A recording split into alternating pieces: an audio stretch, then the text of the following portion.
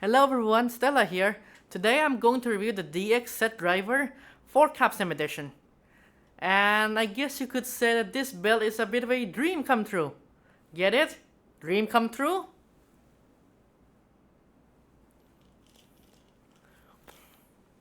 Wait. Gummy? Come back. What do you mean my joke is so bad that it made you cry? Wait. Come back. Okay, guys. I am gonna go and get the gummy. And now, roll the B-roll.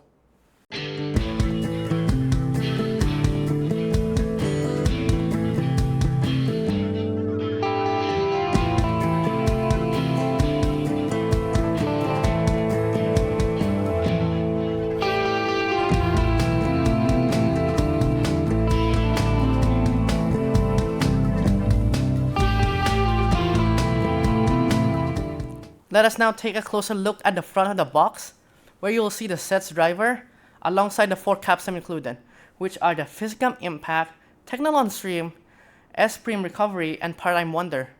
You will also see the Zeztz driver 4-form change set named right here, and on the box you'll also see Kamen set himself alongside his different form, which are the Technolom Stream, Esprim Recovery right here, and the Paradigm Wonder right there. Now let us move to the side of the box. On the first side, you will see Kamen set alongside the Zeztz driver right here.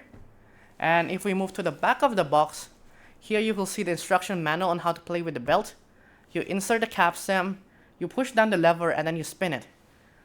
And then you spin it again in order to activate the Capsem ability.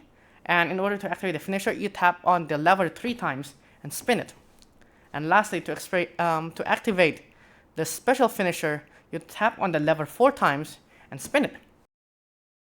Now you can see how to change to the 3 different form right here.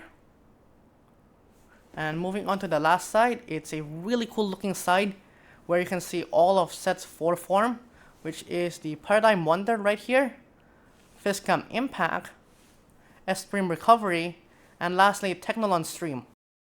And if we move back to the front and then look at the top, you'll see the Zeztz driver alongside the 4 Capsem right here. Now let us take a look closer at what's inside the box.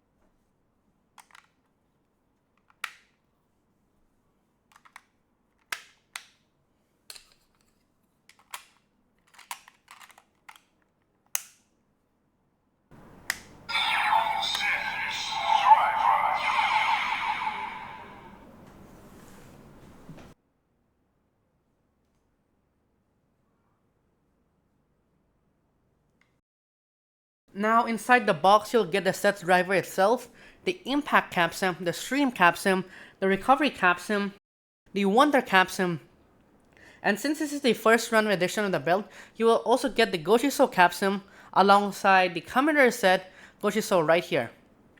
Now let us move to the overhead shot to take a closer look at the belt.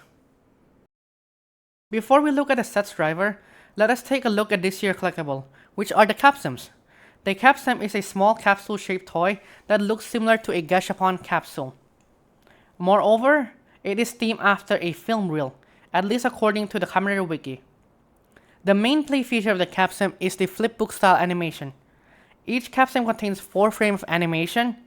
This is frame 1, frame 2, frame 3, and frame 4. When you spin it, it creates a little animation.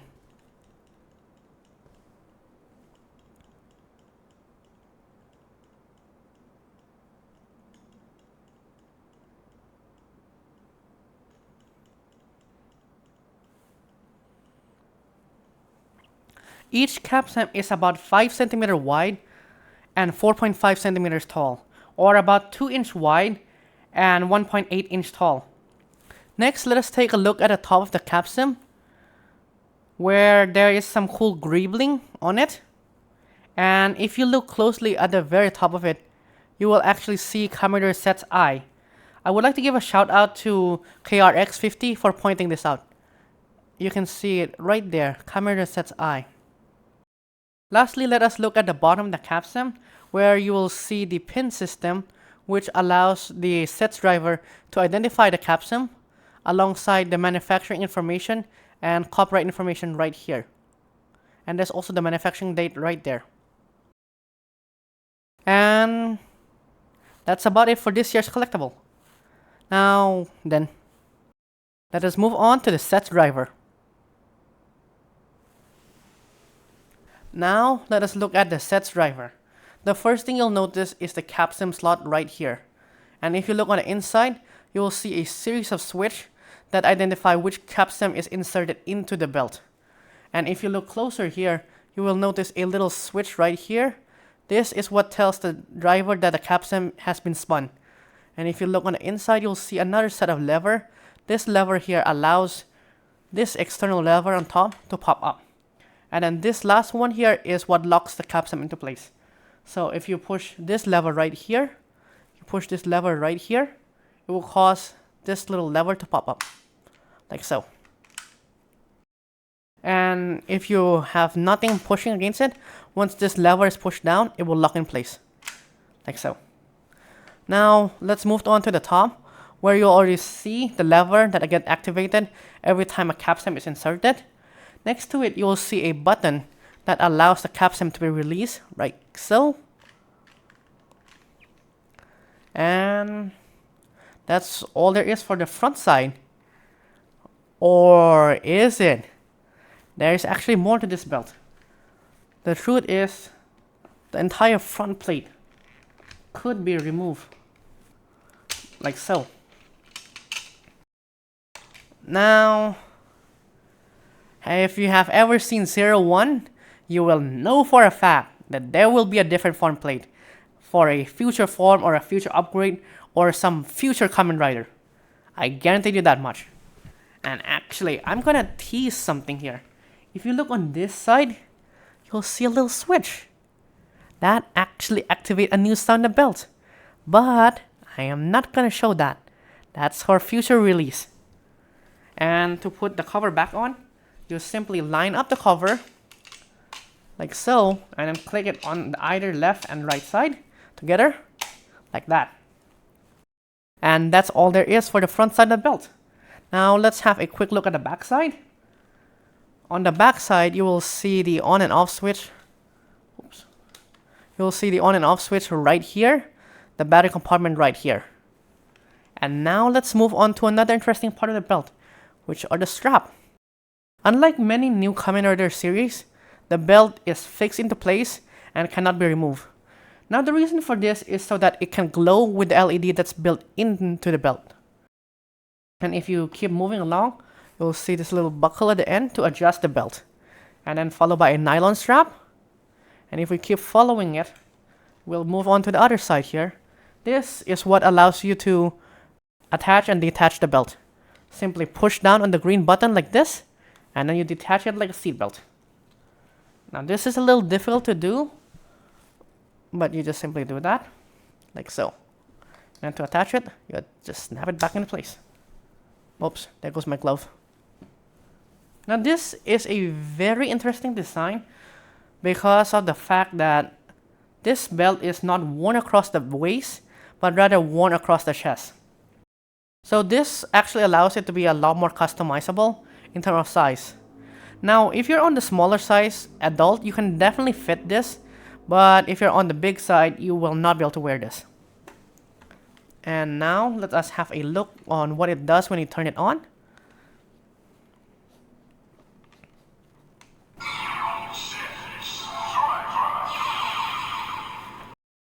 As expected, when you turn it on, it's announced its name.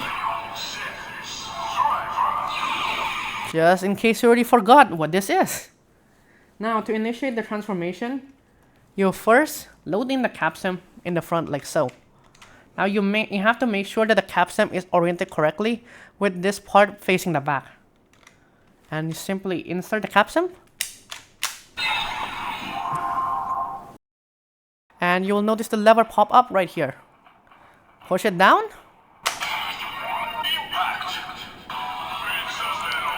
And spin the capsem.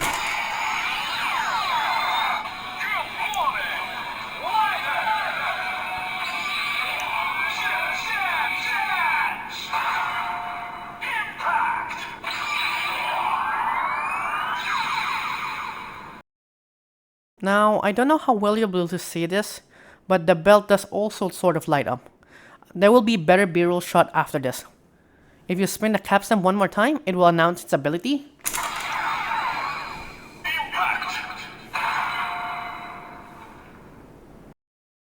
And to initiate a finisher, simply tap the lever 3 times.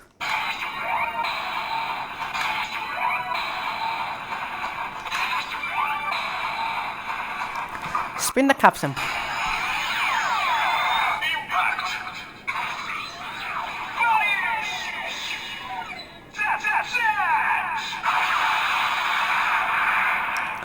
To activate the super finisher, tap it 4 times.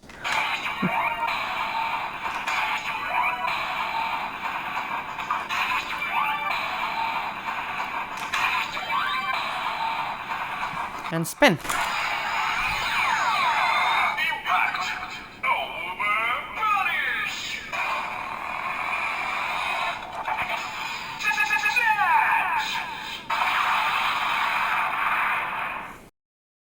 And that's all she wrote.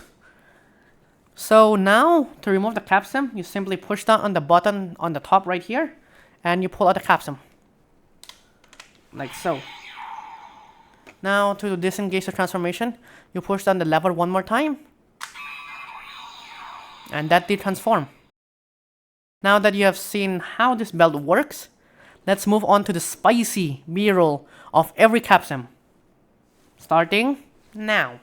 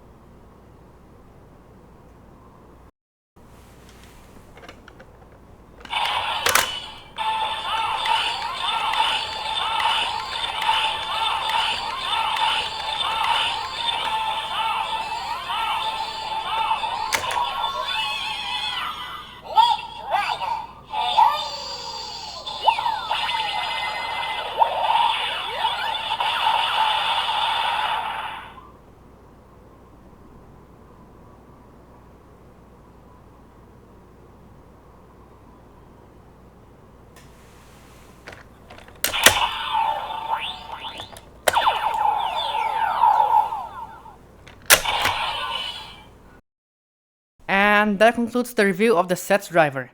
Now let's talk about the pros, the cons, followed by the final score.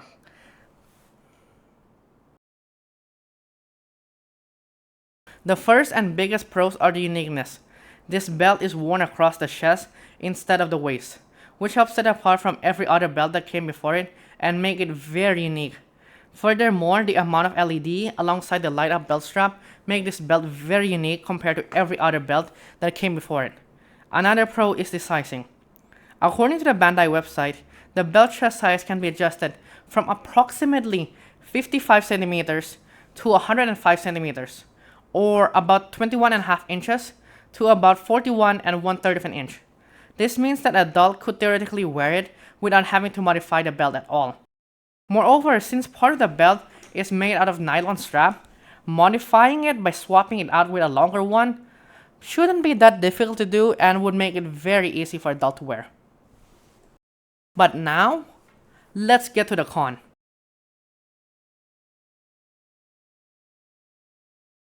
The first and biggest con of this belt is the durability. There are two parts of the belt that makes me worried. The first part is the clear strap. Right here, there are two potential issues with this. The first is the fact that the belt is not removable. This is a problem because the strap is a pretty big point of failure for any henshin belt.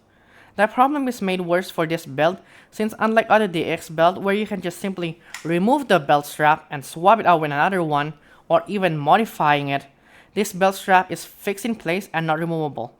Moreover, it is a clear belt, making modifying it even more difficult. This leads me perfectly to the second issue, the strap material. The strap being made of both clear and flexible material is like a 1-2 combo for future failure. One of the biggest problems for clear plastic is that it will yellow over time. Now, how long will it take to happen? Who knows? But it is certainly a problem that will happen sooner or later. Another potential issue is the fact that this is flexible. The belt strap on henshin belts are known for becoming brittle over time, and I'm afraid that is the future that awaits the Zeztz driver. Now this is pure speculation on my part, but the fact that this belt strap is both clear and flexible might compound the problem further. The problem is made even worse by the fact that the strap is, once again, not removable. This means that any damage to the clear part of the belt will make it very difficult to repair. Moreover, the issue of yellowing and the belt becoming brittle will mostly happen in the future, where the belt is no longer sold in retail. The second part I'm worried about is this one switch on the inside. Right here. Do you see that little switch there? That switch is the switch that detects when the capsem has been spun. Now, Bandai had a pretty rough record when it comes to the durability of the switch inside their belt. Examples include the Force driver, the Build driver, the GQ driver, and the Desire driver. The reason I'm worried about this one switch in particular is because how much and how hard it is getting used every time you play with the belt. Take a listen to this.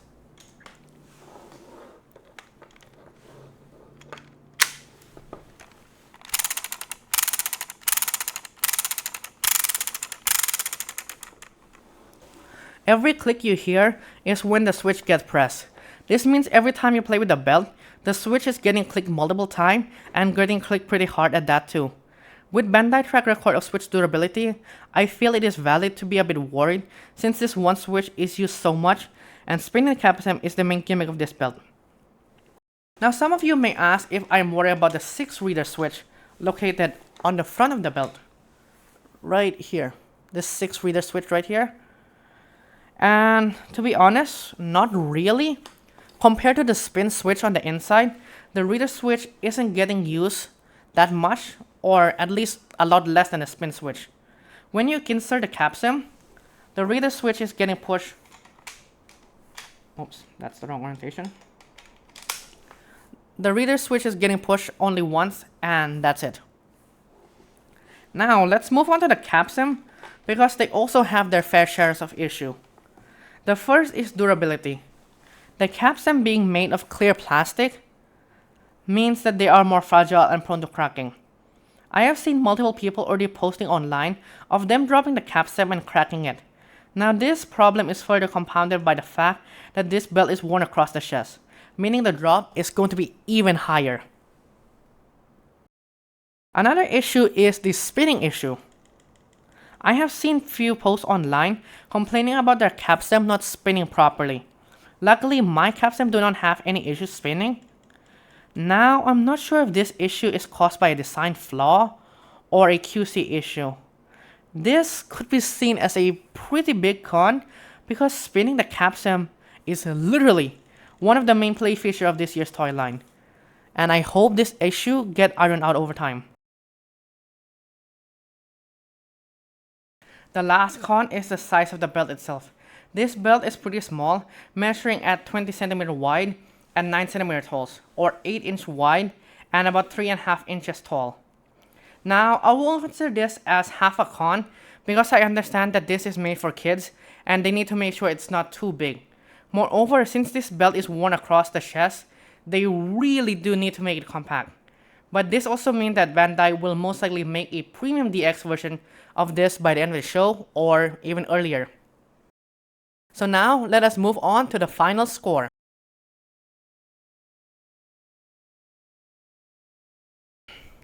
I give this set, where it comes with 4 Capsem, a score of 7 out of 10, and for the box that only comes with 1 Impact Capsem, a score of 6 out of 10. The reason for the score is mainly due to the playability of the belt. While it is a spectacular and unique belt with all the cool LED, the playability of the belt is what I would consider as average, despite how unique the belt is. You put in a Capsem, you henshin, you initiate a finisher, and you detransform, and that's pretty much it. Hence why I give 6 out of 10 for the box that comes with only 1 Impact Capsem, and 7 out of 10 for the box that comes with 4 Capsem. The inclusion of 4 Capsems help increase the playability, hence the higher score. Oh, one last thing. The first run bonus item will receive its own set of score. And I give this first run bonus item a score of 7.5 out of 10. The reason for this is because of the fact that number 1, you get 2 items. Normally you would only get 1, and the number 2 reason is the fact that this is a pretty creative way of handling the first run bonus. Instead of just being a Gabu Team Capsem, you have the Gochizo Team Capsem. Meaning that when you play this sound, you'll know that this is what a set Gochizo would have sounded like had it been programmed into the Gabu belt. As such, I decided to give it a score of 7.5 because of the creativity and how it makes this build a little more unique. It's a very unique little bonus item. And that concludes this review of the Zeztz driver. Thank you so much for watching this video. Please be sure to like and subscribe. This video took a lot of effort to finish, so I hope you enjoy it and come back for more review. I'll be sure to review as many toys from this lineup as possible. And good night, everyone. Bye-bye.